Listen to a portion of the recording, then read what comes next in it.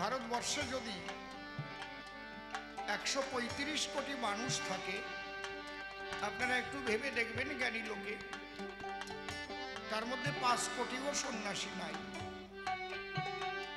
1 কোটি সন্ন্যাসী হবে কি না তাও আমার নাই জানা। ধরে নিলাম 5 কোটি, তাও তো 130 কোটি সংসারী মানুষ। আর সারা পৃথিবীর কথা যদি আমি টেনে আনি, বসে শোনেন জ্ঞানীগুলি, তাহলে 700 কোটি মানুষের মধ্যে 10 কোটিও সন্ন্যাসী নাই। তাহলে শুধু সন্ন্যাসীরা ভগবান পাবে আর গৃহীরা বাদ যাবে, এটা হয়? দারে দারে দারে রে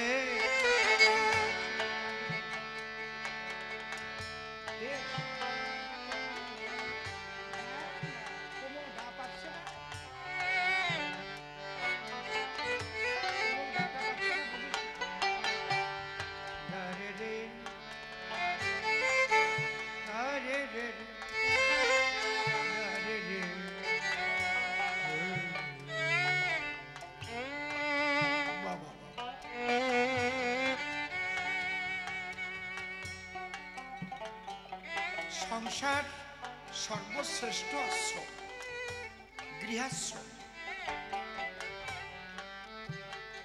ঈশ্বর সৃষ্টিকে ভালোবাসে, তাই যুগে যুগে সমস্ত অবতারগণ সংসারেই আসে। আপনারা কেউ একটা প্রমাণ দিতে পারবেন যে কোন সন্ন্যাসীর আশ্রমে কোন অবতার এসে আবির্ভূত হয়েছে? পারবেন?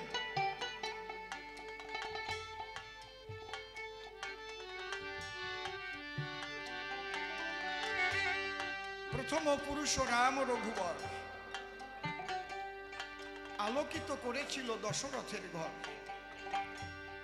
মাতা পিতা ছিল তার পিতৃসত্য পালিবারে, লক্ষণ আর সীতা শোনে গেল বন বনান্তরে। পরবর্তীতে এলো কৃষ্ণ মদন মোহন, সেও সংসারে করেছিল জন্মগ্রহণ।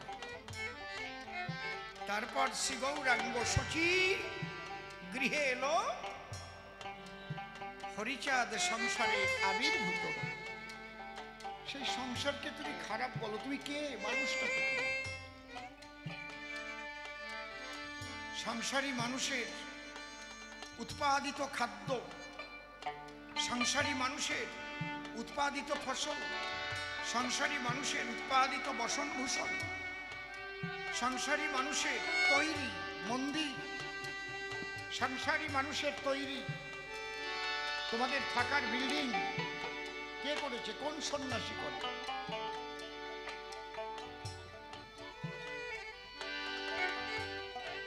এই একটা অসুখ আছে এক ধরনের মানুষ যারা সংসারকে ঘৃণা করে, তারা বৈষ্ণবদের মধ্যেও একদল আছে। দেখবেন বিধবার মতো নারী থাকে তাদের পাশে পাশে, ওদের ভেগধারী বৈষ্ণব বলা হয়। আপনাদের আছে জানা, ওরা সংসারী বা গৃহী, রান্না করা অন্ন গ্রহণ করে না। আমি ঠিক বলছি কি বেঠিক বলছি? ছোট আপনাকে দীক্ষা শিক্ষা দেবে, কিন্তু আপনার বাড়ি গিয়ে সে নিজে রান্না করে খাবে। আপনার চাল, আপনার ডাল, আপনার তেল, তার কিছু উৎপাদিত কিচ্ছু নাই, সবকিছু আপনার, কিন্তু আপনি স্পর্শ করে দিলে সে আর সেবা করবে না। আমি করি মানা, আপনাকে যে করছে ঘৃণা, তাকে কখনো গুরু করবেন না। তাতে আপনি কিন্তু পরপারে যেতে পারবেন না। পাগল বিজয় সরকার একটা গান লিখেছেন, ছুঁয়ে দিলে যে গুরুর যায় জাতিকুল, তার নৌকায় পার করবে তোমায়, এ কথাটা ভাবাই ভুল।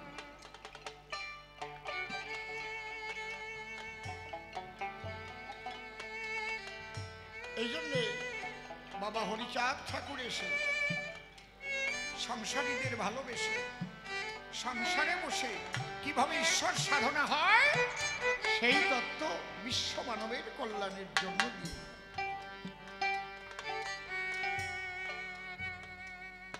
এইটাই হচ্ছে আর্য ঋষিদের ধার্য সনাতনী মতবাদ। একটা ঘটনা বলি, সংসারে থেকেই ব্রহ্মচারী হয়, তাহলে বুঝতে পারবেন। বিশ্বামিত্র মুনির কথা মনে পড়ে যায়।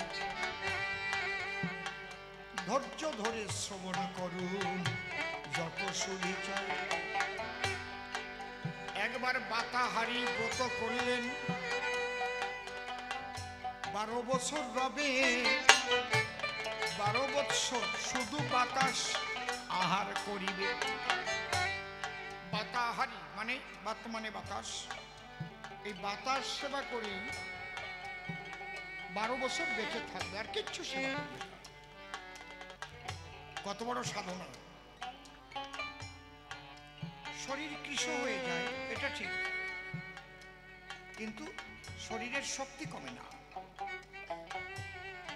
তো উনি ভাবলেন আমি একটু বশিষ্ঠ ভবনে যাব, বশিষ্ঠের বাড়িতে যাব, ওখানে গিয়ে দুটো হরি কথা শুনব। ওরা আবার কোথাও রাত কাটায় না, হয়তো পর্বতের গুহায়, না হয় গাছের তলায়। ব্রতধারী তো। বশিষ্ঠের বাড়ি গিয়ে দিল দর্শন। বশিষ্ঠের স্ত্রী অরুন্ধতী ছিল তখন। বশিষ্ঠের স্ত্রীর নাম অরুন্ধতী। ওই বাড়ি গিয়ে বিশ্বামিত্র করে প্রণাম দান। দুয়ে মিলে একসঙ্গে করে হরি গুণগান। দেখবেন যদি কোনো বাড়িতে সতী নারী থাকে, লক্ষ্মী যুক্তা কোনো নারী থাকে, তাকিয়ে শুধু দেখে যে 5 জন অতিথি এসেছে, আমার স্বামীকে নিয়ে কথা বলছে। বলতে হয় না কিছু, এদের কিছু টিফিন দেও, এটা বলতে হয় না। দেখবেন 10 মিনিটের মধ্যে চা বিস্কুট চলে। আবার কোনো বাড়ি আছে, স্বামী যদি বলে শুনছো খোকার মা, আমার 5 জন বন্ধু এসেছে, একটু চা করো। দিনটা ভরে চা করতে গেল। আছে না এরকম? এই এরিয়ায় ওই রকম মায়েরা নাই, এই জায়গা সব ভালো মায়েরা আছে। তা থাকলেও আমি কব কেন, কি যার কপালে জুটিছে সে তো ঠিক পাচ্ছে যে আমাকে বাড়ির দেওয়ার কথা কচ্ছে, আমি দোষের ভাগী হব কেন? ছোট বিশ্বামিত্র কিছুক্ষণ ধরে হরি কথা আলোচনা করে প্রণাম করে দান, নিজে ওখান থেকে করেছে প্রস্থান। কিন্তু এদিকে অরুন্ধতী উনি কিন্তু রন্ধন কার্যে হয়েছেন ব্রতী। বিশ্বামিত্রের সেবার জন্য উনি রন্ধন করেছেন পরমান্ন মানে মিষ্টান্ন। মিষ্টান্ন এনে থালা ভরে যখন উপস্থিত হয়েছে স্বামীর গোচরে, এসে দেখে তাই স্বামী একা বসে আছে, বিশ্বামিত্র নাই। স্বামী বলো, আমি অতিথি নারায়ণের জন্য রন্ধন করে আনলাম পরমান্ন, কোথায় তিনি? বলে উনি তো এসব সেবা করেন না। আজ 3 বছর হয়েছে উনি শুধু বাতাস খেয়ে বাঁচেন, আরো 9 বছর এইভাবে থাকবেন, ওনার ব্রতটাই হচ্ছে বাতাহারি। বলে তুমি বলছো কি? আমি যে তার উদ্দেশ্যে পরমান্ন রন্ধন করেছি, আমি যদি অতিথিদের সেবা না দিতে পারি আমি আমার এই জীবন বিসর্জন করবো। বলে বলো কি তুমি? বলে না, আমি আর বেঁচে থাকবো না। বলে তাহলে তুমি যাও। উনি এই নদীর ওপারে একটা পর্বতের গুহার ভিতরে বসে আছে। আমি নদী পার হব কি করে? তখন বশিষ্ঠের 100 পুত্র জন্ম নিয়েছে অরুন্ধতির গর্ভে। তখন তো আয়ু ছিল অনেক, সত্যযুগে। বলছে শোনো, মনের কথা খুলে কই, আমি যদি আজীবন ব্রহ্মচারী হই, আশীর্বাদ করি, তবে তুমি ওই নদীর জলের উপর দিয়ে হেঁটে চলে যাবে। অরুন্ধতী মনে মনে চিন্তা করে, 100 সন্তান আমার গর্ভে জন্ম ধরে, যার ঔরসের দ্বারায় সে কি করে ব্রহ্মচারী হয়? আবার ভাবছে আমার স্বামী যা বলে তা তো মিথ্যা নয়। পরমান্নের থালা নিয়ে নদীর কূলে গিয়া জলের উপর দিয়ে হেঁটে চলে যায়। জলের উপর হেঁটে হেঁটে গেল যখন গুহার নিকটে, থালা হাতে করেছে ক্রন্দন। হে মুনি ঠাকুর, কথা লবে, এসে একবার সেবা করবে, তোমার জন্য পরমান্ন করেছি রন্ধন। মুনি আছে পর্বতের গহ্বরে, আর অরুন্ধতী ভাসিয়া দুই আখি, বারে বারে ডাকে ঘনে ঘন। মুনি ডাক শোনে না, তাই অরুন্ধতী ভাবে আমার জীবন রেখে কাজ নাই, আমি পাথর খণ্ড নিয়ে মারব আমার কপালের পরে, আমি পাথর দিয়ে আঘাত করি, নিজে নিজে যাব মরি।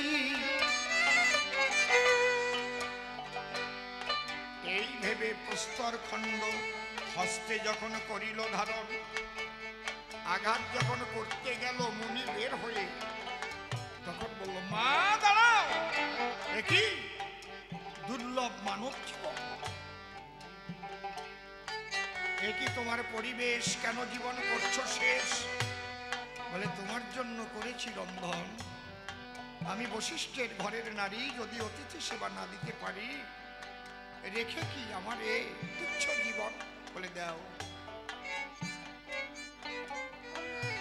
বিশ্বামিত্র মুনি ওই থালিকা গ্রহণ করে তখনই সকল পরমান্ন করিল গ্রহণ। পরমান্ন গ্রহণ করে থালি থালা দিল করে, বলে যাও মা নিজ ঘরে স্বামীর সদন। অরুন্ধতী ডেকে কয়, আমি পড়ে গেছি সমস্যায়, নদী পার কেমনে হব বলো মহাজন। বিশ্বামিত্র ডেকে বলে, আসার সময় কিভাবে এলে? বলে আমার স্বামী দিয়েছিল বচন, মনের কথা খুলে কই, আমি যদি আজীবন ব্রহ্মচারী হই, জলের উপরে দিয়ে হেঁটে যেতে পারিবে এখন, আমি আসতে পারবো এটা বলেছে, কিন্তু ফিরে যেতে পারবো তা তো বলে নাই। তখন বলছে, তাহলে আমি তোমাকে একটা আশীর্বাদ করছি, কি? আমি যে 12 বৎসরের তরে বাতাহারি ব্রত করে করতেছি ভ্রমণ, আমি বলি তব ঠাই, যদি আমি এই ব্রতের মধ্যে কিছু না খাই, তাহলে জলের উপর দিয়ে তুমি করবে বিচরণ, জলে তুমি ডুববে না মোটে, তুমি যাবে জলের উপর দিয়ে হেঁটে, এই আশীর্বাদ তোমায় করিলাম অর্পণ। অরুন্ধতী ভাবতেছি এতে আর এক পাগল, কেবল এক থাল পায়েস খাইছি, কয় আমি যদি না খাইয়ে থাকি তাহলে তুমি আটিয়ে খাতে পারবা, তার মানে আমারে মারার চান্স নিচ্ছে। তারপরে আবার মনে মনে ভাবে, তাই ঋষিকার্য বোঝার আমার উপায় নাই, তাহলে আমি একবার হেঁটে যাই। হাঁটা দিয়ে জলের উপরে সত্যি সত্যি যখন এবার চলে এলো, গিয়ে তখন স্বামীর কাছে করজোড়ে প্রণাম দিয়েছে। তখন দুইখানা প্রশ্ন করেছিল, শোনো শোনো প্রাণের দেবতা স্বামী, দুটি প্রশ্ন করি আমি, আমার গর্ভে শতপুত্র করাইয়ে জন্মগ্রহণ, কি করে ব্রহ্মচারী হলে এই কথাটা বলো খুলে। আর আমি পরমন্ন নিলাম ছলে, বিশ্বামিত্র করেছে ভক্ষণ। উনি পরমান্ন খাওয়ার পরে শুধু বাতাহারি থাকে কেমন করে, বলল আমি যদি না খেয়ে থাকি কথা লবে, নদীর জলের উপর দিয়ে যাবে তুমি হাটিয়া, স্বামীর নিকটেতে পৌঁছাবে। বাহ! তখন বশিষ্ঠ হাসছে। শোনো প্রিয়া, ভালো প্রশ্ন করেছ, চমৎকার প্রশ্ন করেছ। ব্রহ্মচারী কাকে বলে জানো? কাকে? যিনি ব্রহ্মে বিচরণ করে। যেমন নভে যদি কেউ বিচরণ করে, নভ মানে আকাশ, তাকে বলে কি? নভোচারী।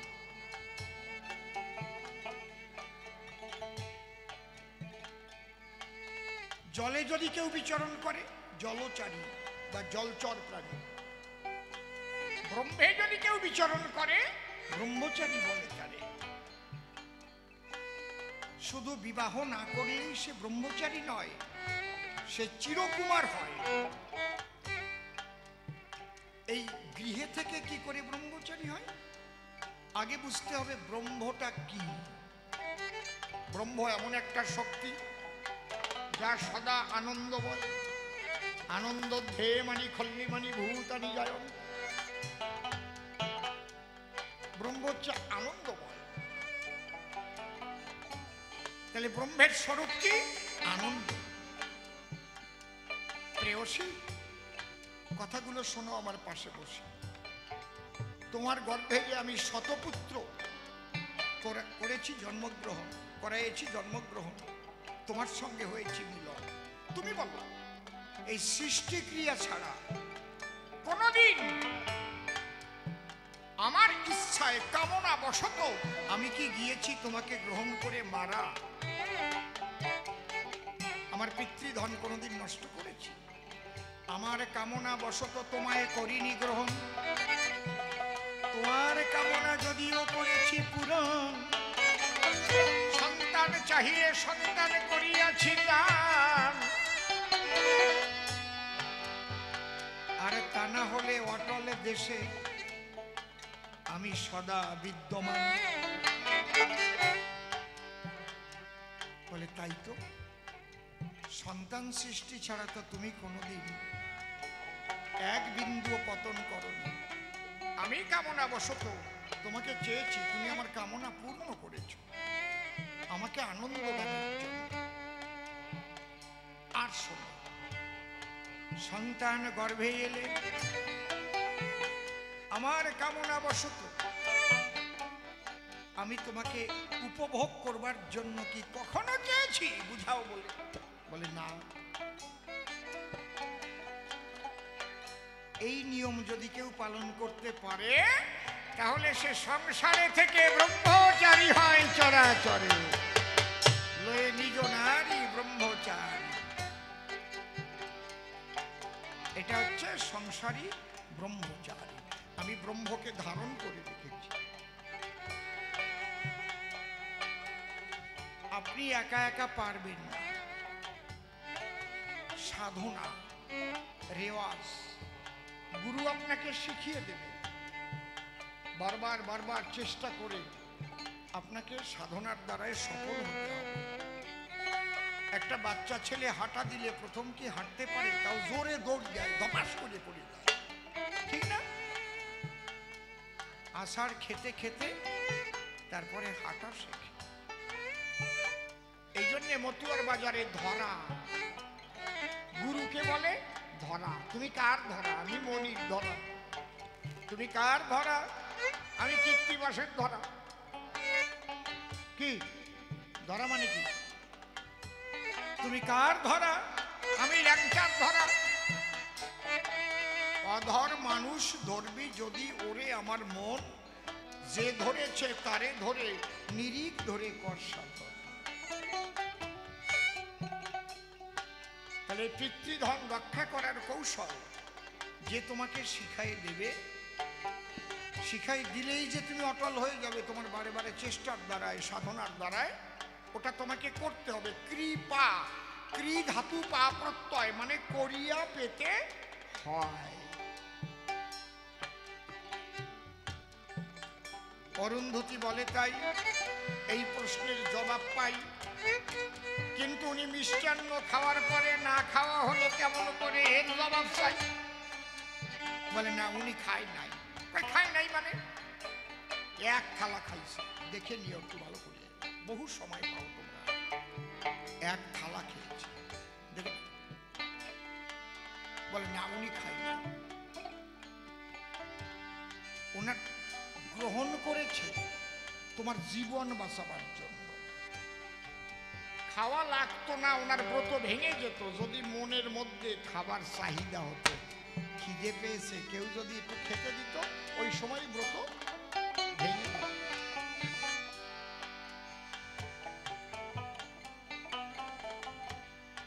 উনি যদি মিষ্টি অন্ন না করেন গ্রহণ, তাহলে তুমি একখানা পাথর ধরে আঘাত করতে গিয়েছিলে কপালের পরে, তুমি তেজিবে জীবন। তাই একটা নারীর জীবন রক্ষার তরে তোমার ওই থালা যা ছিল ওইটা দিয়ে ভরে ও একটু পরে ওটা পায়খানা করে বের করে দিয়েছে। ওর খিদে হয় নাই, মন ওতে ছিল না, তোমারে বাঁচাবার জন্য গ্রহণ। এ খুব সূক্ষ্ম আলোচনা করছি। একটা ঘরের বউ বেবিচারী হতে পারে, আবার একটা বেশ্যা সতী হতে পারে। যদি বলেন এসব আজগুবি কথা কন, ওই মেয়েটা যদি মন দিয়ে বেশ্যাবৃত্তি না করে, কোন মেয়েদের চাকরি দেওয়ার জন্য লোভ দিয়ে বোম্বে নিয়ে বিক্রি করে দেয়, সে কিন্তু মনে প্রাণে বেশ্যা না, বাধ্য হয়ে ওখানে তার থাকতে হয়। যখন অন্য পুরুষ তাকে ভোগ করে, সে যদি মনে প্রাণে বলে হে শ্রীহরি রক্ষা করো আমারে প্রভু, আজ আমি শয়তানদের কপালে পড়েছি, ঠাকুর আমি যেন এখান থেকে বাঁচতে পারি, কোথায় তুমি দয়াল হরি। সে কিন্তু মনে মনে সম্ভোগের যে আনন্দ ওটা উপভোগ করলো না, তার মন ছিল হরির পায়, এই জন্য সে বেশ্যা নয়। শয়তানরা তার দেহের উপর অত্যাচার, বোঝা গেল কি? কিন্তু সংসারের বউ যদি হয়তো একটু গরিব মানুষের ছেলের সাথে বিয়ে হয়েছে, একটা মোটর সাইকেলও নাই, বউটা সুন্দরী, কেউ একটা মোটর সাইকেলে বউ নিয়ে যাচ্ছে, পিছনে বসে জড়াই ধরে মনে মনে ভাবতেছে আমার বাবা এমন জায়গা বিয়ে দিচ্ছে, একটা মোটর সাইকেলও কিনতে পারে না, ওই রকম একটা ছেলের সাথে বিয়ে দিলি আমি কি সুন্দর জড়াই ধরে থাকতাম, আমারে নিয়ে ঘুরে বেড়াতো। ওই যে গেল মনে মনে ভাবলো। যদি বলেন এ আপনি আজগুবি কথা কি করে বলেন, আরে মন ও করতি পাপানি মন ও লিপ্পন্তে পাতকা মনমনা ভুক্ত নচপুণ্য নপাতকা, মনই পাপ করে মনই পুণ্য করে। কথা বোঝা গেল কি? খুব সূক্ষ্ম আলোচনা করছি। এই জগৎটা খুব কঠিন।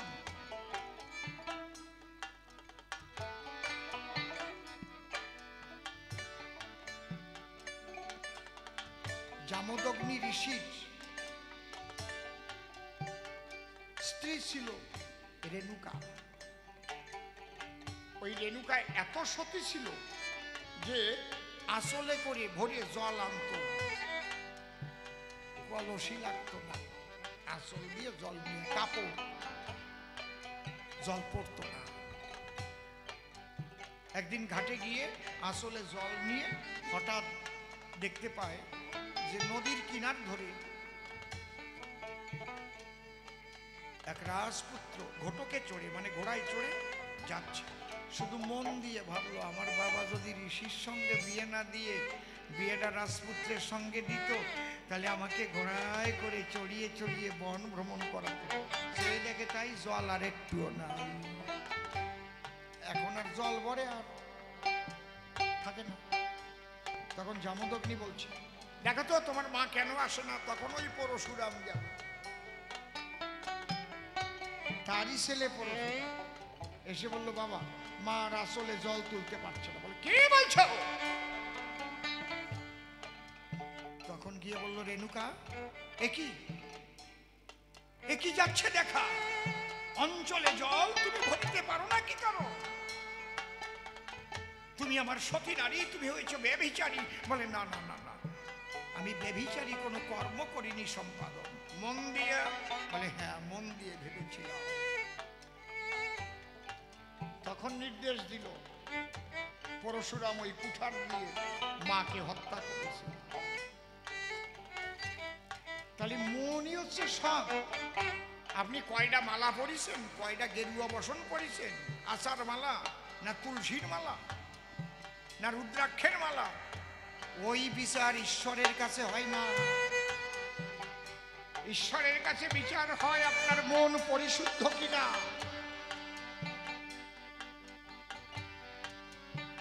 আপনি মন দিয়ে, মনপ্রাণ দিয়ে ঈশ্বর চিন্তা করেন কিনা, মনে প্রাণে আপনি পবিত্র কিনা। মালা তো মরে গেলি, আরো যদি মালার মধ্যে সোনার দানা থাকলি যা গন্ডগোল বাঁধে। কিছু কিছু মালার মধ্যে গোল গোল সোনা দিয়ে বানায় না বড় লোকরা। ছেলের বউ থাকলি কেন, বড় ছেলে স্বপ্ন দেখলো, বাবা আমারে স্বপ্নে কইছে ওই মালাটা আমারে নীতি কইছে, ওতে 2 ভরি সোনা রইছে। কথা বোঝা যাচ্ছে কি? এই পোশাক পরিচ্ছদ কেন পরে? মনটাকে তৈরি করবার তরে, যে আমি একটা মালা নিলাম, আমি একটু পোশাক পরলাম, মনটা দেখবেন না, কীর্তনে গেলাম সবাই একটু তিলক টিলক দিয়ে বা বলো আর কি, বাইরে যাইয়া আর সে ভাব শিখে গেল। ওই ভাব ধরে রাখতে হবে। এই জন্য অশ্বিনীকর্তার গান আছে, কেউ যদি ঢেউ ধরতে পারো প্রেম সাগরে। এত সোজা নাকি? আরে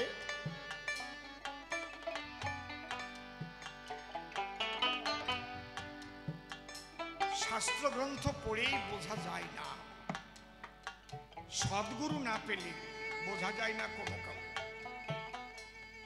আর প্রকৃতপক্ষে সবাই তো আর সদ্গুরু হয় না। সদ্গুরু কারা? এই জগৎকে সমভাবে দর্শন করে যারা, যার মধ্যে বিভেদ জ্ঞান থাকে সর্বক্ষণ। মনে রাখবেন, সদ্গুরু সে নহে কদাচন। সবার মধ্যেই তাকে এক শক্তি যে দেখিতে পারে, সেই আমার সদ্গুরু, আমি প্রণাম করি তারে। ওই জন্য অশ্বিনীকর্তার গানে লিখেছে, আমি যেদিকে তাই চাই, কি আমি যেদিকে ফিরাই আঁকি, হরিময় জগৎ দেখতেছি।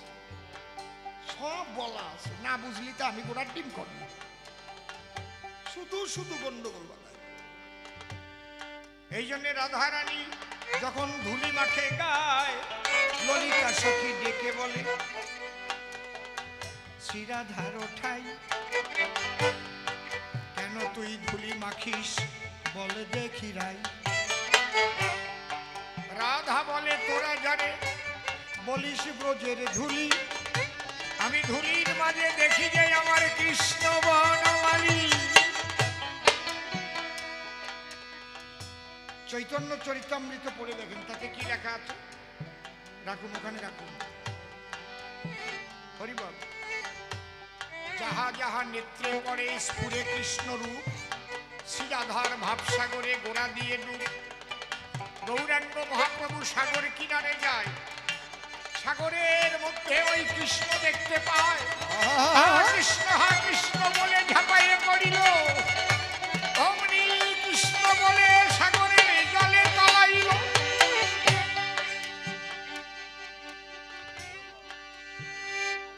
এক জেলে জাল ফেলিছে, মহাপ্রভু তো কৃষ্ণময় হয়ে গেছে সব, ওই জালে মহাপ্রভু বাঁধিছে। এত ওয়েট লাগতেছে, দাবার দড়ি আস্তে আস্তে টানতেছে, বড় মাছ বাঁধিছে। টানতে টানতে যখন উপরে উঠাইয়ে নিয়ে এলো, মহাপ্রভুর অঙ্গের পরশ যখন হেঁটে পেল, পরশ পাওয়ার সঙ্গে সঙ্গে জাল ফেলে দিয়া নাচিতে লাগিল জেলে হরি বল বলিয়া। হরি বল, হরি বল, হরি বল। জেলের গৃহিণী ভাবে সকালেতে যায়, এখনো ফিরে আসে না কেন আঙ্গিনায়। জেলের বধূ তখন সাগর কিনারে এতে গেল, গিয়ে দেখে স্বামী তার হরি বলে নাচিতেছে। স্বামীর অঙ্গে স্পর্শ যখন করিল, জেলের বউ হরি বলে নাচিতে লাগিল। এখন যে যায় শুয়ে দিলি সেই নাচ না আরম্ভ করতেছে। এর মধ্যে এক পণ্ডিত গেছে, তার্কিক, সে গিয়ে আর শুনছে না, সে শুনছে যে সাগর কিনারে সোয়ারও গাইছে, শুয়ে দিলেই হরি বলে নাচ। ও দূরের দেখতিস, দেখি জালের মধ্যে একটা মরা বাজিছে, ওই মরার থেকে এই সুপ লাগিয়েছে সব কয়টা। আমি শোব না। এই টাইমে মুরারি গুপ্ত মহাপ্রভুকে খুঁজতে বেরিয়েছে। খুঁজিতে খুঁজিতে যখন সাগর কিনারেতে গেল, গিয়ে দেখে কত মানুষ হরি বলে নাচিতেছে। এর মধ্যে পণ্ডিত বলে, দাঁড়াও দাঁড়াও, আমি তোমারে করি মানা। ওই যে মরা ভূতে ধরেছে, টাচ করিও না, শুয়ে না, তোমারেও ধরবে না। মুরারি গুপ্ত বলছে, ওরে ওরে পণ্ডিত, এরা সবাই সেই প্রেম পেল, তোর পাণ্ডিত্যের জন্য তুই বাকি থেকে গেলি রে। ওরে এই যে আমার মহাপ্রভু ভাবাবেশ, সর্বময় তাকে দর্শন করছে। এই জন্য চৈতন্য চরিতামৃতে লিখেছে আমার অশ্বিনী ঘোষার ওই গানের ওই কথা, শ্রীরাধার ভাব সাগরে গোড়া দিয়ে ডুব, যাহা যাহা নেত্রে পড়ে স্ফুরে কৃষ্ণ। আমার তারককর্তাও লিখেছে, হরি চকমকি চাকচিক লেগেছে চক্ষেতে, আর কিছু পাই না সখী দেখিতে। দেখেছে, হরি ভক্ত হোক আর কৃষ্ণ ভক্ত হোক, ওই ভাবের জগতে গেলে তখন একাকার হয়ে যায়। সমস্ত গুরু গোসাইদের এইটা বোঝানো উচিত না, নিজেই বোঝে না, তাকে বোঝাবে গোড়ার ডিম। খালি দলবাজি দলবাজি আর এই গুরুগিরি ব্যবসা। এই জন্যে মানুষে মানুষে বিভেদ সৃষ্টি এদের দ্বারাই হয়। সাধারণ মানুষ তো বোঝে না, তারা ভাবে গুরু যা বলছে আমার সেইভাবে চলতে হবে। বুঝতে পারছেন কি বলছি? আমাদের সবসময় কিন্তু মুক্ত গুরুর সন্ধান করতে হবে, মুক্ত গুরুর সঙ্গে যুক্ত হতে হবে, যে মানুষের মধ্যে কোন রকম আবিলতা নাই, কোন রকম ভেদ বুদ্ধি নাই, যে মানুষ দেখে সর্বময় আমার হরি হরি,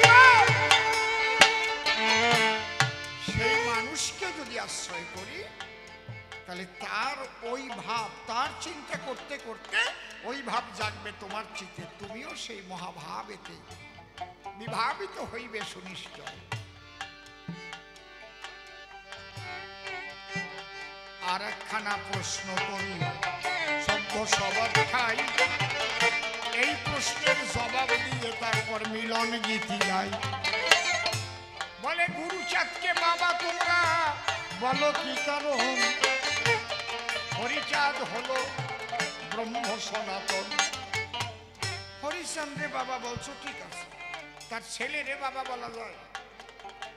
দেখো ব্রহ্মচারী বাবা বলে কইয়া হয় না, বাবা ডাক শোনার মতো গুণ থাকলে এমনি বাবা করে। চান্দা বাজার আপনারা নাম শুনেছেন? বনগাঁ থেকে হেলেন্সা যাবার সময় চান্দা বাজার, আমি 40-42 বছর আগের কথা বলতেছি। ওখানে একটা বট গাছ ছিল, ওই বটতলায় একটা ঘুমটি ছিল, ওই পান বিড়ি সিগারেট বিক্রি করত। ওখানে এক বুড়ো বসত, বুড়োর বয়স 80 বছর তো ছিল। যদি আপনি গিয়ে শুধু বলেন দাদু 1 প্যাকেট সিগারেট দেবেন, জম্বের দাগা রাখবে। আমি দাদু? তোর বাবা দাদু? আমি দাদু? আমি বুড়ো হয়েছি। যদি খালি যাই এখন খোকা বাবু আমারে 1 প্যাকেট সিগারেট দেবে, 1 প্যাকেট সিগারেট তো দেবেই দেবে, আর 1 প্যাকেট ভাঙিয়া আর একটা সিগারেট আপনারে খেতে দেবে, একটা দেশলাই দিয়ে দেবে ফ্রি। তুমি খুব ভালো মানুষ। খোকা বাবু বলতে এটা সবাই জানাজানি হয়ে গেল, কেউ আর বুড়ো দাদু পাতো না। খোকা বাবু বললি একটা সিগারেট বেশি পাতো আর একটা দেশলাই পাতো। লাভ হোক আর লোকসান হোক তাতে কি, খোকা বাবু কইতো না? বিশাল ব্যাপার না? একজনের ছেলে ওই যে ভুসিমালের ব্যবসা করে,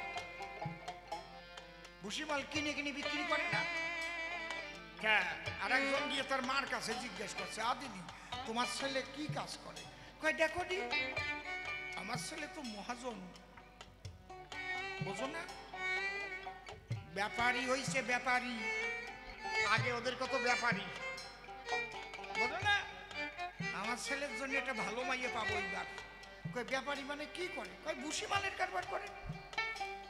কিরম দামে কেনে কিরম দামে বেচে? দেখো সরিষা কান্না কিনলো 2000 টাকা কুইন্টাল, 1500 টাকা করে বেচে দেয়, আনার সাথে সাথে বিক্রি হয়ে যায়। তাই নাকি? তো বাড়ি কায়দা ধান, মানে ধান কিনলো মনে করো বস্তা 800 টাকা করে, কিনে গাড়ি ফেলানোর সাথে সাথে বিক্রি, সারা 600 টাকা করে বিক্রি করে দিয়ে দেয়। খরিদ্দার দাঁড়ায় থাকে মোটে। হয়া বুড়ি এতে লাভ হয় না লোকসান হয়? অত আমি বুঝি না, সবাই আমারে ব্যাপারীর মা কই একটা ডাক দেয়, বুক তো জুড়ো হয়ে যায়। লাভ লোকসান আমি বুঝি না। এক পদের মানুষ আছে, সাজিয়ে গুজে বেরোলি বৈষ্ণব বাবাজি এই কইয়া যে একটা ডাক দেয়, ওতেই বুকটা বলে যায়। মতু আগে মধ্যেও আছে, অনেক মালা টলা পড়ে গেলে পাগল কই একটা ডাক দেয়, বুকটা ভরিয়ে যায়। হরিবল হরিবল। কেউ রাগ করতেছ না, খাঁটি কথা করছে।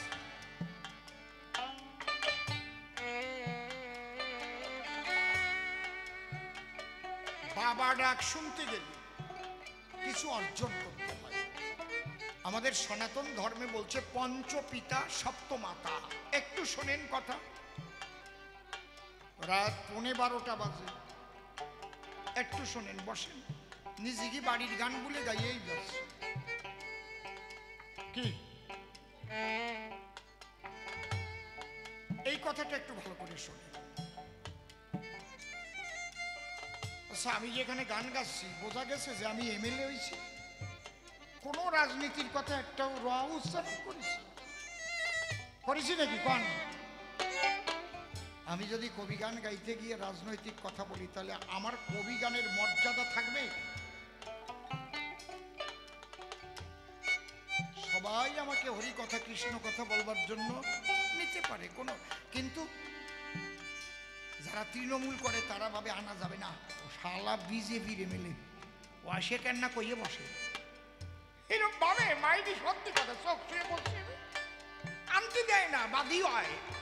না বোঝো না, এ বুঝবে না যে এই আসনটা রাজনীতির আসন না। অসীম সরকার অত ভালো না। আজকে আমি এমএলএ আছি, কালকে থাকবো না, ও তো থাকতে পারে, কিন্তু আমার হরি কথা কৃষ্ণ কথা থাকবে। আমি এই জায়গা নষ্ট করবো নাকি?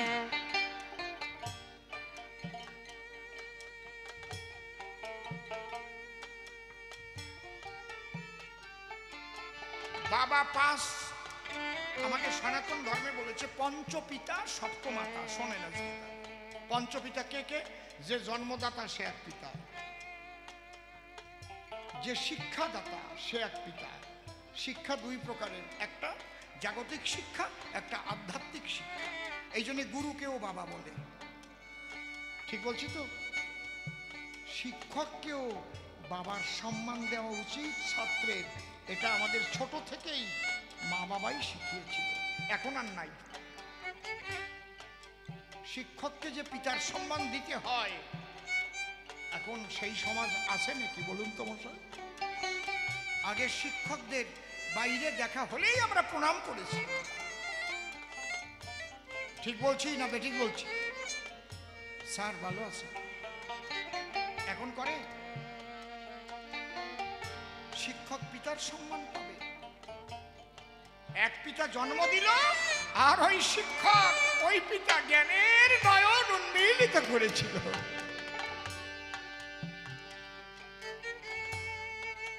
তাহলে দুইজন পেলাম। কে কে? এক জন্মদাতা আর দুই শিক্ষাদাতা। তিন অন্নদাতা। ক্ষুধার্ত নিরন্ন ব্যক্তিকে যদি কেউ খাবার দিয়ে বাঁচায়, অন্ন দিয়ে, বলে বাবা আজ 3 দিন আমি অনাহারী ছিলাম, আজ তুমি আমার জীবনটা বাঁচালে, তুমি আমার বাবা। অন্নদাতা এক পিতা,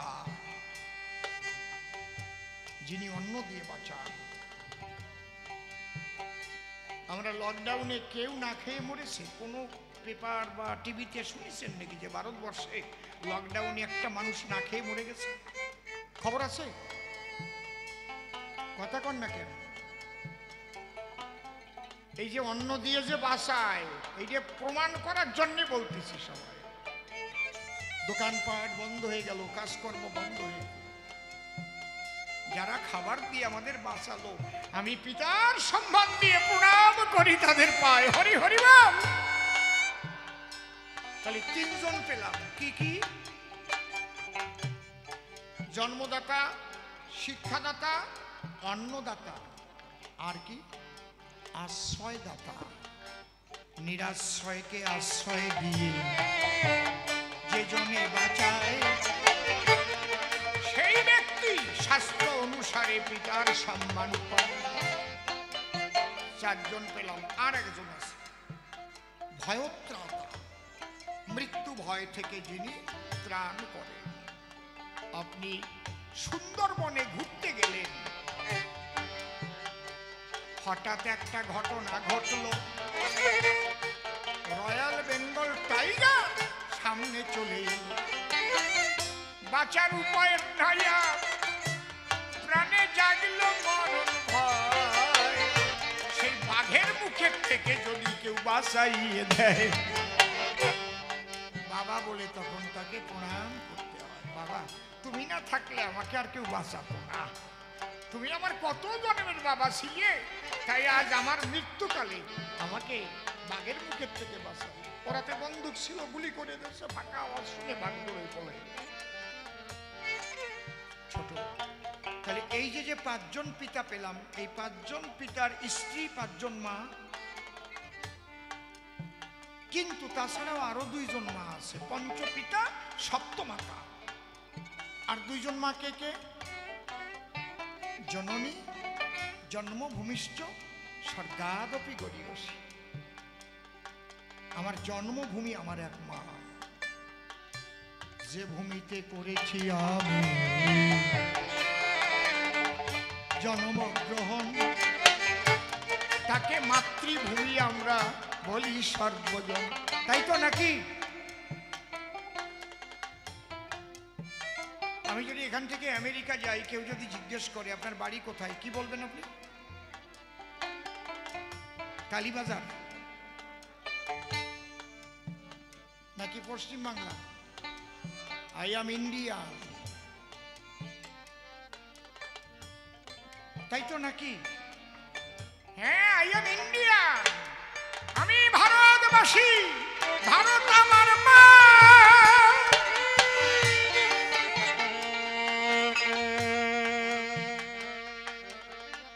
আমার মায়ের অসম্মান হলে আমি তা কিন্তু মেনে নেব না।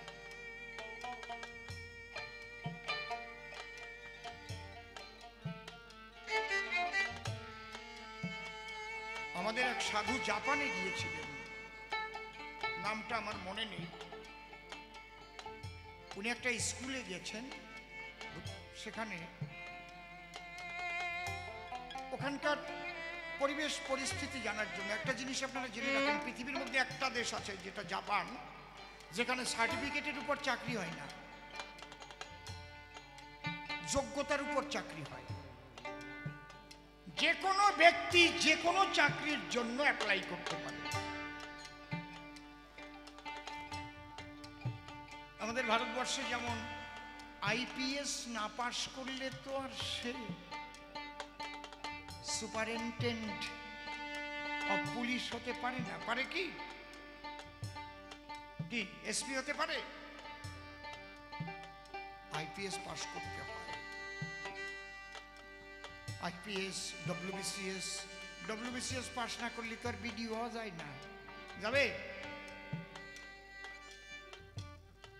কিন্তু একমাত্র জাপান পৃথিবীর মধ্যে ওই রকম কোন লেখাপড়া নেই। ছোট আপনি ক্লাস 8-এ পাশ করেও পুলিশ সুপারের জন্য অ্যাপ্লাই করতে পারেন যদি আপনার যোগ্যতা থাকে। ওই জাপানে সাধু গেছে, ক্লাস 6-এ পড়ে একটা ছেলে তাকে জিজ্ঞেস করছে, আচ্ছা তোমাদের এখানে ধর্ম কি? বলে আমরা বৌদ্ধ ধর্ম। আচ্ছা, বুদ্ধদেব তোমাদের কাছে ভগবান? বলে হ্যাঁ, আমাদের ভগবান বুদ্ধদেব। বলে যদি তুমি দেখো ওই বুদ্ধদেবের নেতৃত্বে, বুদ্ধদেবের সেনাপতিত্বে জাপানকে দখল করবার জন্য প্রচুর সেনাবাহিনী নিয়ে তারা ধেয়ে আসছে, তুমি কি করবে? বইটাই লেখা আছে। বলার সঙ্গে সঙ্গে ছেলেটার হাত শক্ত হয়ে গেল। বলে যে ভগবান হোক, আমার মাতৃভূমিকে যদি দখল করতে আসে আমি তার বিরুদ্ধে লড়াই করব। প্রথম বলেছে বুদ্ধদেব আমার ভগবান, তারপরে বলছে জাপান আমার মাতৃভূমি। সেই বুদ্ধদেব সে যদি আমার মাতৃভূমি আক্রমণ করতে আসে তাহলে তারে আমি ছেড়ে দেব না। তাহলে ভারত আমার মা, এই ভারত মাতাকে শৃঙ্খল মুক্ত করবার জন্য ক্ষুদিরাম জীবন দিয়েছে। নেতাজি সুভাষ চন্দ্র বসু হারিয়ে গেল, মাস্টারদা, সূর্য সেন, মাতঙ্গিনী হাজরা, বিনয়, বাদল, দীনেশ, তিতুমি অকাতরে প্রাণ দিয়েছিল। কারা, কেন দিয়েছিল? মায়ের সম্মান রাখার জন্য। আমার ভারত মায়ের সম্মান রাখার জন্য প্রাণ দিয়েছিল তারা। হরি হরি বল, হরি বল।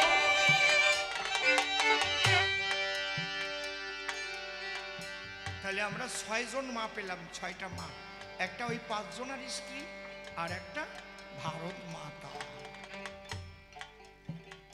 জন্মভূমি।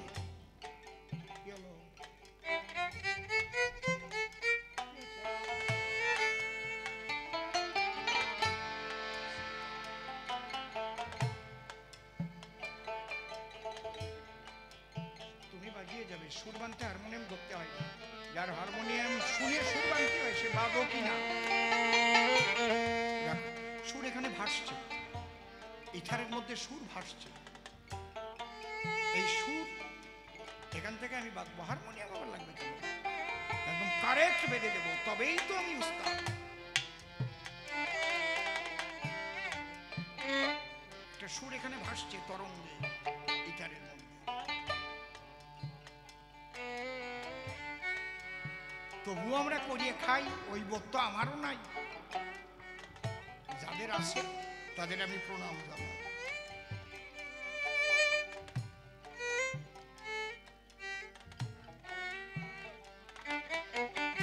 আর একটা মাছ আমি এবার সাক্ষী না মানিয়া এটা আমি কব না, তাহলে আমার গাড়ি দোষ পড়বে না। আচ্ছা মা, একটু বুড়ো বুড়ো মানুষ দরকার। ওপার বাংলায় বাড়ি ছিল কাদের কাদের এই জায়গা? একটু হাত তোলেন তো। কই আর কারো ছিল না ওপার বাংলায় বাড়ি? কি সাহস পাচ্ছেন? ওই দেশে থাকতি, এখানে করেন কিনা আমি জানি না, এখানে করেন কিনা আমি জানি না, ফাল্গুন মাসে গোয়াল ঘরে গোফাগুনা পূজা হতো কিনা দেখি। যারা যারা হতো কইছে আমি একটা জিনিস জিজ্ঞেস করব, আমার কথা শুনে ভাবে ভাবে কইলে হবে না। গরুর গায়ে কি দিত? এই তো চালির গুঁড়ো, আতপ চালির গুঁড়ো গুলিয়ে কলকে দিয়ে সাপ দিত। একদম ঠিক। তাহলে আমাদের 14 পুরুষ ফাল্গুন মাসে গোমাতার পুজো করে আসছে, আসছে কিনা গোফাগুনা পূজা। এইটা আপনাকে কাছে শুনিয়ে কলাম কেন, এখন আমি যদি ওইটা কতি যাই কবে না বিজেপির এমএলএ বলে গরুর পূজা করার কথা করছে, এই জন্য আগের থেকে আমি সাক্ষী বানিয়ে নিলাম। কথা কি কইছি বুঝেছেন? এরা তো আজকে বলছে গোমাতা, আজকে বলছে গোমাতা, কয়দিন বিজেপি জন্ম নিয়েছে, কিন্তু আমাদের 14 পুরুষ ধরে আমরা গোমাতার পূজা করি গোয়াল ঘরে।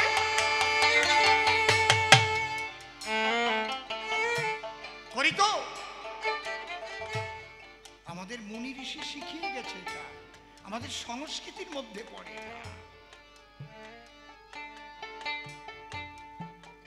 কি বিপদে পড়েছি খালি রাজনীতির মধ্যে যাইয়ে।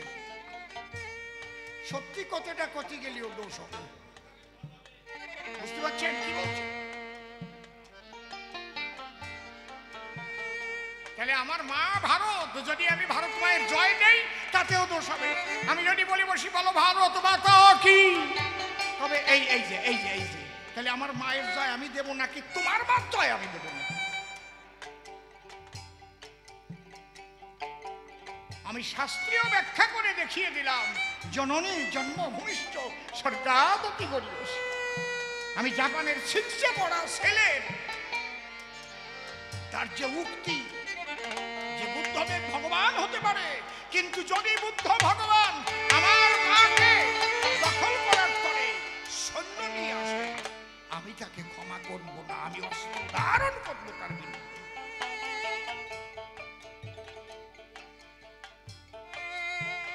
এই বোধটাই তো রাষ্ট্রবোধ, আমার মাতৃত্ব বোধ, ভারত মাকে ভালোবাসার বোধ। এই বোধটা যার মধ্যে নাই সে মানুষ নয়। আমি আমার ভারত মাকে ভালোবাসবো না, আমি কাকে ভালোবাসবো? আমি আমার ভারত মায়ের অসম্মান সইব না। তাহলে এই যে সপ্তমাতা পঞ্চপিতা আলোচনা করে বুঝাইয়ে দিলাম আমি শাস্ত্র গ্রন্থ ধরে। এইবার গুরুচাঁদ তাহলে কোন বাবা? আসল কথা তো ওই জায়গায়, গুরুচন্দ্রে বাবা কও কেন? History of education. শোনো মা, আর একটু শোনো ধৈর্য ধরে। আমি এত সময় গান কিন্তু গাই না, নিজেকে বাড়ির গান গুলি, এই জন্য টানিয়ে টানিয়ে বসাইয়ে গাচ্ছি, বুঝুন না? আমারও কি খিদে লাগে নাই নাকি?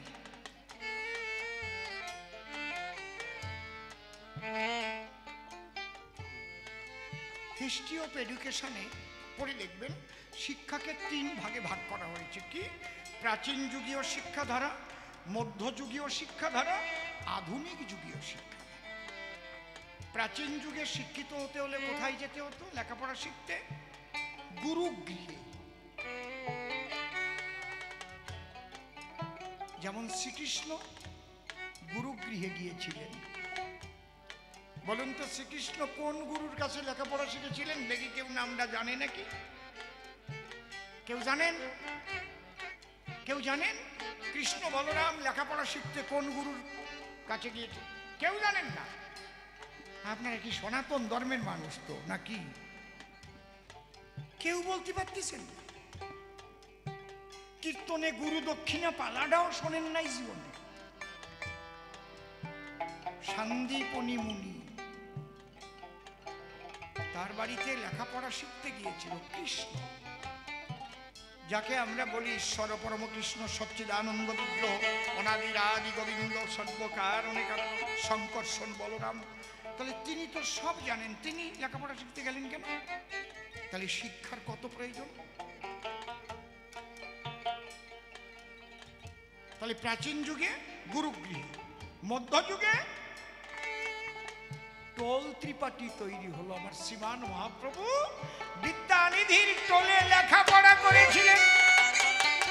যান বিদ্যানগরে, এখন যান নবদ্বীপের পাশে, এবং নিজে টোল খুলেছিলেন। রাধায়ঙ্গ কৃষ্ণয়ঙ্গ মিলে শ্রীগৌরাঙ্গ হলো। সে কি কারণে লেখাপড়া শিখতে টোলে পড়তে গেল? এগুলো কেন বলছি? যে লেখাপড়ার প্রয়োজনীয়তাটা কি, যাদের আমরা ভগবান বলে পূজা করি তারাও লেখাপড়া শিখতে গেছে। হরি বল, কায়দা আছে। এই প্রয়োজনীয়তাটা, এই বোধটা একটু ভালো করে জাগু। যে মন্দিরে সন্ধ্যা সকালে যাদের পূজা দেই তারাও নিজেরা লেখাপড়া শিখতে গেছে। তাহলে মধ্যযুগের টোল ত্রিপাঠী ছিল। দুঃখের বিষয় 85% মানুষ, সমাজের শতকরা 85 জন মানুষের লেখাপড়া শেখার অধিকার ছিল না। ছোট ছোট কেন বলছে? ওরা হচ্ছে শূদ্র। একমাত্র লেখাপড়া শিখবে কারা? উচ্চ কুলে জন্ম নিয়েছে যারা। আপনারা অবাক হবেন না শুনলে, স্বয়ং হরিচাঁদ ঠাকুরের ছেলে গুরুচাঁদ ঠাকুরকে কোনো স্কুলে ভর্তি করেনি, শুধু নমশূদ্র বলে।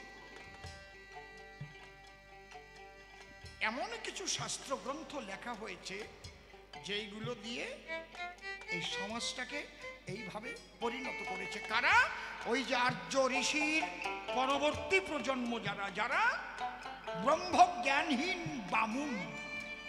ব্রহ্মজ্ঞান নাই, খালি 9টা সুতোর গুণ। ছোট এই মানুষগুলো লেখাপড়ার অধিকার ছিল না। শুনলে আরো অবাক হবেন, ক্যালকাটার সংস্কৃত কলেজে ঈশ্বরচন্দ্র বিদ্যাসাগর যখন প্রিন্সিপাল ছিলেন,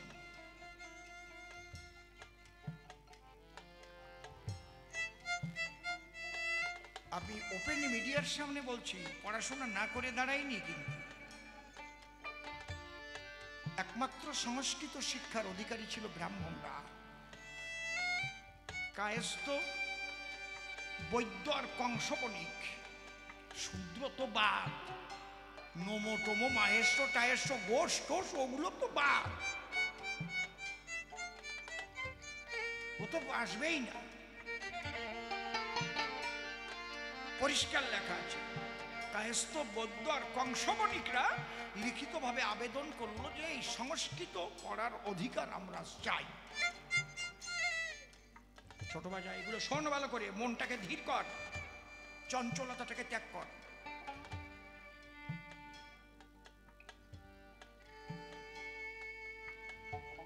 তখন ম্যানেজিং কমিটির সভা ডাকা হলো। তাতে সিদ্ধান্ত হলো, না, সংস্কৃত শেখার অধিকার একমাত্র ব্রাহ্মণদেরই থাকবে। ঈশ্বরচন্দ্র বিদ্যাসাগর যখন সংস্কৃত কলেজের প্রিন্সিপাল, এই টাইমের কথা। বিনয় ঘোষের লেখা ঈশ্বরচন্দ্র বাঙালি সমাজ বইটা পড়ে দেখবেন, কলেজ স্ট্রিট থেকে কিনি।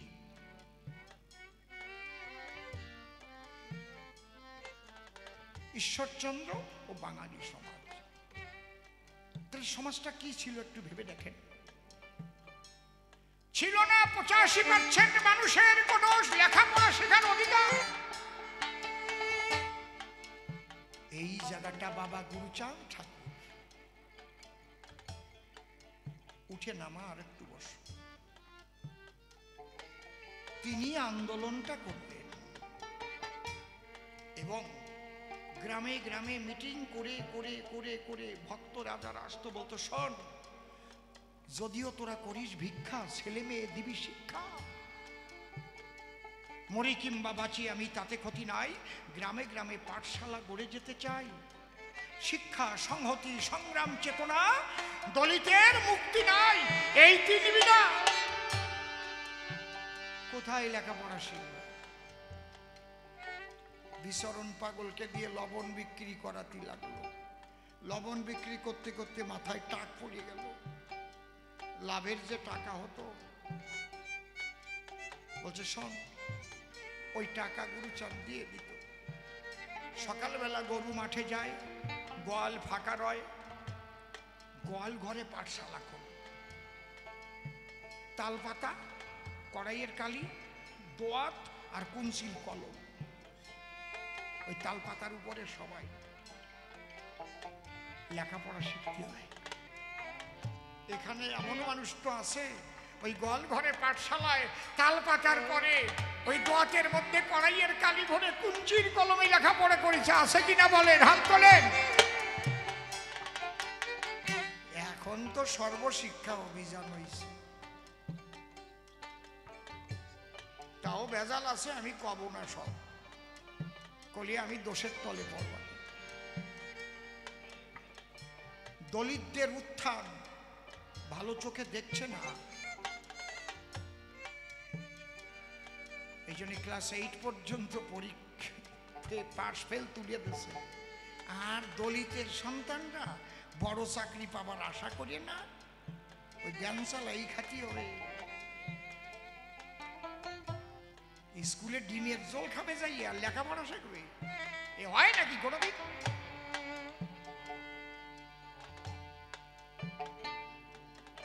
আমি কি মানুষ, কি কথা বলতেছি বুঝেছ? তোমাদের জন্য সমস্ত রাজনীতির ঊর্ধ্বে গিয়ে বলছি, এই দলিত সম্প্রদায়ের মানুষ আবার পতিত হবে।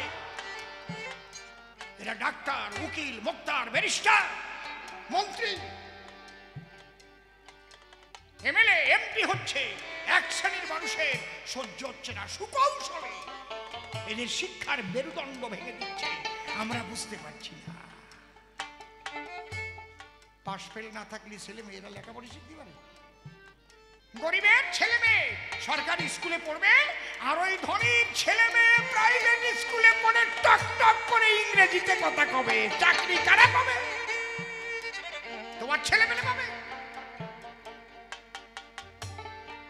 গোল গোল হাঁসের ডিম পাবে, তাও তারে ক্লাসে তুলে দিতে হবে।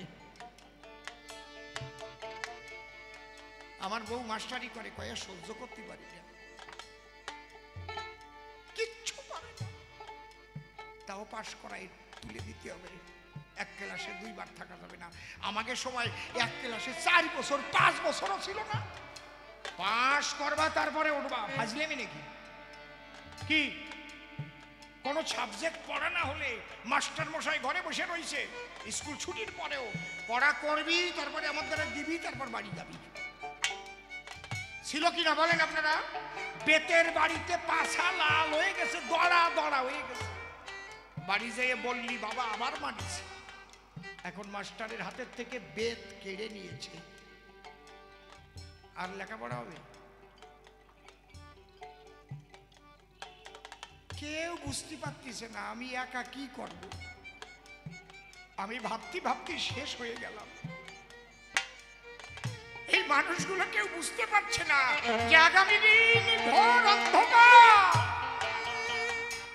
চাকরি কি করে পাবে তোমার ছেলে? চাকরি ও তো ফেল করে ক্লাসে উঠেছে। ভিত যদি শক্ত না হয়, ভিতটাই তো 8 পর্যন্ত, 8 কে বলতো আগে 3rd ক্লাস। ঠিক বলছি কিনা? কোন সন্তানরা সরকারি স্কুল থেকে ভিত পরিপক্ক হয়ে উঠছে? বলেন বলেন।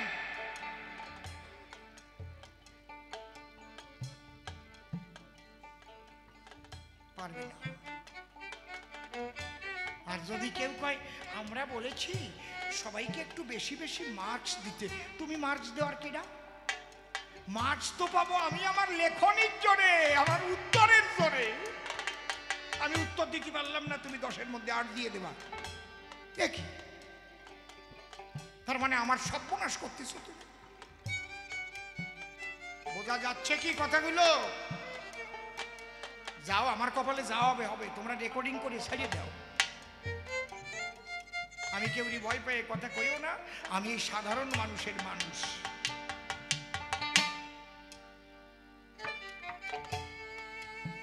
এই মানুষগুলো লেখাপড়া শেখার জন্য আন্দোলন করেছিলেন বাবা গুরুচাঁদ ঠাকুর। শুধু আন্দোলন নয়, ৪,৫০০ স্কুল করেছিলেন বাবা গুরুচাঁদ ঠাকুর সেই সময়, এবং ব্রিটিশের কাছ থেকে চাকরি আদায় করেছিলেন এদের জন্য। তারে বাবা বলবো না, তাহলে মাস্টার মশাই যদি একটু লেখাপড়া শিখাইয়ে বাবা হয়, আর যে গুরুচাঁদ ঠাকুর দলিত, পতিত, লাঞ্ছিত, বঞ্চিত সমাজের মানুষকে শিক্ষার অধিকার দিয়ে গেছে, সে আমাদের শত জন্মের পিতা বাবা গুরুচাঁদ, বাবা গুরুচাঁদ, বাবা।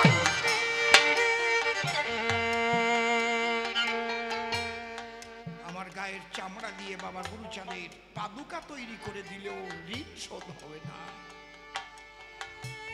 কথা বলার শক্তি পেয়েছি গুরুচাঁদের বলে, তাই না হলে দলিত পতিতরা যেত রসাতল। অনেক সময় হয়ে গেছে, রাত ১২টার বেশি বাজে, এইবার মিলন গাইব সভ্য সভা মাঝে। খারাপ কিছু কই নাই তো নাকি? কালকে সকালবেলা আমার গালাগালি করবানে নাকি? যমুনে এই কি তুমি সেই যমুনে প্রবাহিনী, যমুনে যমুনে সেই যমুনে, যমুনে বিশাল জটে রূপের হাতে বিকট নীলকান্তমণি, যমুনে তুমি সেই যমুনে প্রবাহিনী, যমুনে এসো এসো সদানন্দ, আজ মিলনে হবে আনন্দ। কেন আমরা শুধু শুধু দুজনেতে করবো দ্বন্দ্ব? এবার বাড়ি যাবে ভক্তবৃন্দ, মায়েরা দেউল ধ্বনি, যমুনে এই কি তুমি সেই যমুনে প্রবাহিনী। হরি কথা শ্রবণ করে আজ দ্বিধা দ্বন্দ্ব গেল দূরে, আমিও যেতে চাই দেখি ওই হরির বাজারে, ওই আমি বাস করিব শান্তিপুরে, কি আনন্দ হবে শুনি। যেন সদানন্দ পথে এলো দ্বন্দ্ব করে, কাজ কি বলো? প্রেমানন্দে বাহু তুলে ওরা কান্দির দিকে চলো, আমাদের কালীবাজার ধন্য হলো, কালীবাজার ধন্য হলো, মায়েরা দেউল ধ্বনি, যমুনে এই তুমি সেই যমুনে প্রবাহিনী। বাবা মুখে বলে হরি হরি, তুমি আমি দুজনে মিলে প্রেমানন্দে বাহু তুলে, আরে জয়ডান কাকা সর বাজাইয়ে নাচবো হরি হরি বলে। আমরা মিশিল মতুয়ার দলে কহিলাম অমিয় বাণী, যমুনে এই কি তুমি সেই যমুনে প্রবাহিনী। আজ মুখে বলে হরি হরি, ওরা কান্দি যাত্রা করি, বল হরি বল হরি বলে ধুলাই দেব গড়াগড়ি। শোনো, তুমি কারে বলো ওরা কান্দি, আমরা হরি বলে যদি কান্দি,